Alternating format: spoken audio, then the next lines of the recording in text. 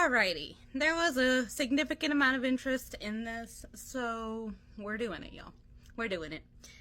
Have your therapist on speed dial, get you a drink, get you a snack. We're doing this, okay? But for the sake of my liver and my sanity, we're only gonna do 1 or 2 chapters a day. If we do any more, I'll probably end up, like, killing myself or something. But nonetheless, if you feel like you need a break from this shit, feel free to grab something. I have this Cayman Jack Paloma, which is actually pretty fucking good. It is the last one, so I'm sacrificing my last Paloma for you guys, and this margarita. There's also more in the fridge, but anyway, if y'all want to contribute to my therapy bill, or buy me a better drink, or you just want to give me money, I mean, I'm not gonna say no. My Cash App is $Mari Steppa. Anyway, on to the important part. Alright, if you want to read along, or if you just want to traumatize yourself, the name of this is The Dovahkiin Falls by Miss Mario 317. Please do not go and send this person hate. Because this person might have changed. This person might have, not be around. Who knows? But let's not be super duper mean to the person. Because, let's face it, we've all probably written something just as bad, if not worse, as this. Especially if you're a writer.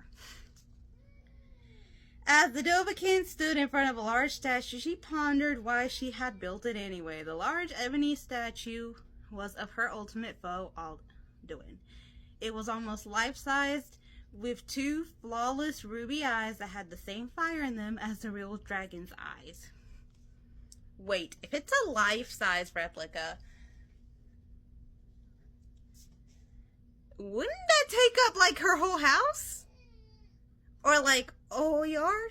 I don't know. Let's keep going.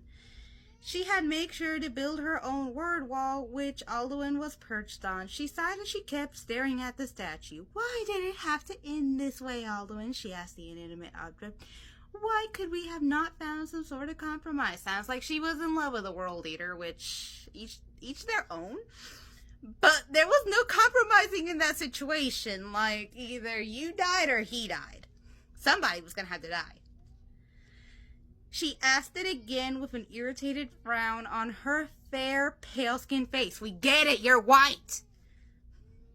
She sighed a bit, knowing that she would never receive an answer from it. Well, no shit, it's an inanimate object. You know what? Just for that entire paragraph, we're just gonna... alcohol. Anyway. No matter what she did, her questions would never be answered. Not even Parthenax would answer her questions. As she continued to stare at a statue, a man walked up behind her and tapped her shoulder, which caused a small, shocked gasp to escape her. As she whipped around, she sighed in relief, as it was only her husband, Vilkas. For a Dragonborn, you're not very vigilant. I was getting worried, love. It's almost the children's bedtime, he said calmly. The Dragonborn nodded and started to walk home with her husband. Mirth, you've really been worrying the children and I. You've become obsessed with that statue of the world leader you built. Yeah, I'd be concerned too, Vilkas. I'd be concerned too. The Dragonborn, Mirth, sighed audibly. Okay, we get it. She's a Dragonborn. Vilkas I told you that it's hard to explain. It's just that I have so many questions that seem too personal to ask Parthenax. Plus, I mainly have questions for him, she said, and walked inside their home after unlocking the door. Is one of the questions why you cannot bear children? He asked and held both hands in hers. Mirth bit her lip and nodded as tears pricked her eyes. We have 2 children, I know, but I wish I could bear children as well. Vilkas pulled her close and stroked his fingers through her honey brown hair. He stared into her eyes and smiled warmly. My love, you know I will always be beside you. I will support you in any hardship we may come across. Oh, that's interesting. Well, I can't say anything because my Dragonborns can have kids, and one of them does. I'm just not going to say anything because this is not about me. This is about this. That's just over because I wanted a drink. Not really because that had anything wrong with it. Mirth went inside, nodded, then went inside up to a cabinet in their dining room. Would you like something to drink, dear? I'm going to have some black briar mead, she asked and smiled softly. Okay, now the glare doesn't make my face look so haggard. Vilkas nodded as he came up behind her. I'll pick something better than that black briar mead, but first, he said softly, then picked up his bride in bridal style. I'm putting you in bed. You haven't been home in days since the Jarl of Falkreath asked you to kill those bandits. He then took her upstairs and laid her softly in the bed. Heh. Mirth chuckled softly. Hey, all right, my dear. I'll lay here until the house girl. I'm gonna make breakfast tomorrow, she said, as she began to drift to sleep. Of course, love, he said, as softly as to not make her stay awake. Okay. That wasn't super cringe. I will say, though, it is super cringe to just have a whole column of writing. That is definitely super fucking cringe. Alright, buckle up, y'all. The next day, Mirth had walked up to the throne of the world in order to ask Parthenax some very personal questions. As he noticed her walking towards him, he let out a soft humming sound of interest. Dovahkiin, what brings you back to me? I'm sorry, I have COVID brain. He asked her curiously. Parthenax, I wish to, she was about to say until he stopped her. Meditate on a word of power, yes? He asked and looked surprised when she shook her head no. I wish to ask you a few questions about myself being the Dovahkiin, she said and sighed in relief when he agreed to answer her questions. Wait, when did he agree? Did he nod or something? Like, girl, that's not helping. Has there ever been a Dovahkiin that has had children? She asked. Her mortal heart sunk when he shook his head. No, I'm sorry, Dovahkiin. God, the grammar's atrocious. I can't tell where the sentence starts and ends. For it is not possible for you to bear children by any Jor mortal. No Jor man could possibly impregnate you. For those of you who are not keen on Skyrim, Jor means mortal in the Dragon tongue. He answered. The way he said it, though, sparked her interest. What do you mean, no mortal man? She asked curiously. Oh, she's gonna go fuck the dragon. Parthenax made a sound of amusement. What I am saying, Dovahkiin, is that no human man could impregnate you. A dragon, on the other hand, would have a chance of making you conceive a child or more. He answered and noticed the shocked look on Mirth's face. So the only way I could get pregnant is by a dragon? Is that what you're saying? She asked, to where Parthenax added.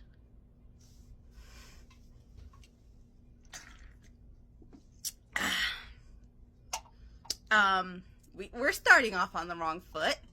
I didn't sign up for this. This is not my thing. Trust me, it is not my fucking thing. No Jor seed is able to get to your eggs alive, so she just gotta kill her vagina is what I'm hearing. You may be a Jor yourself, but your body has different eggs compared to a mortal woman, he explained. Your eggs are not of a dragon, but they are just like you. That don't make any fucking sense, though. Because if a dragon is the only one that can get her pregnant,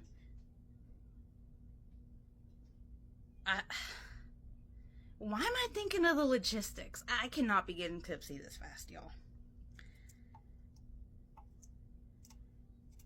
Your eggs are Dovahkiins that have yet to be born. New headcanon, dragonborns just hatch out of eggs. Since we're throwing logic out the window, they lay eggs. And then the eggs hatch into more little Dovahkiins. But technically, we do have the dragonborn emperors, but that doesn't really mean anything in the long term. Because they had the dragon fires, and as far as we know, they couldn't eat dragon souls. So, that was just for fun. He said softly, so I could only get pregnant by a dragon. I do not know any dragons that are still able to... Ugh. She said with a dark blush on her face. Wait, so dragons have erectile dysfunction? Girl, just give them a potion. You know how there's that one joke, I can't remember which alchemist it is, or maybe it's all of them, but they were joking about stamina potions being very popular with men. Take that as you will.